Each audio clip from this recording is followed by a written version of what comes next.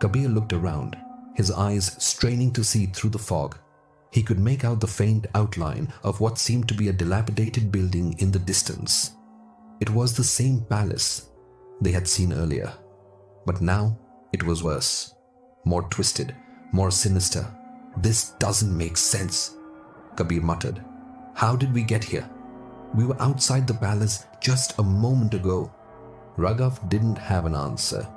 He was just as confused and frightened as Kabir. They weren't just lost in the desert anymore. They had somehow been transported to another place entirely. A place that felt unnatural, as if it didn't belong in this world. "Where are Meera and Ankit?" Kabir asked, his voice rising in panic. Raghav's face darkened. "I don't know. I haven't seen them since we fell. We need to find them." The two friends moved through the fog, their footsteps muffled by the dense air.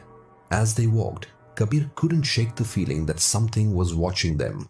The atmosphere felt oppressive, as though the very land itself was alive, waiting for them to make a mistake.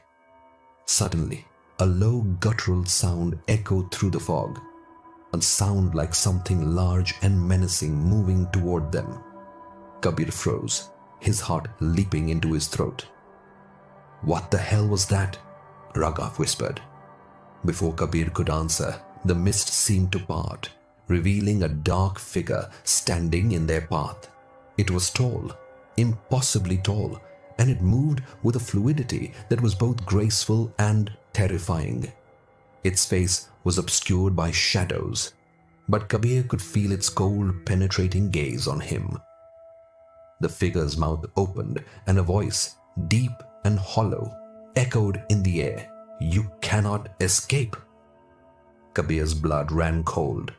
The voice was familiar, but distorted, like the voice of the figure they had encountered in the palace. It was as though the very air around them had become alive with malevolent intent. We just want to leave," Kabir stammered, his voice shaking with fear. The figure stepped closer, its presence suffocating. "You should have never come. The palace is not meant for mortals." Raghav took a step back, his face pale. "What do you want from us?" The figure tilted its head as if considering the question. "Nothing but your souls." Kabir felt a chill crawl up his spine. The air seemed to grow even colder, and the figure raised its hand.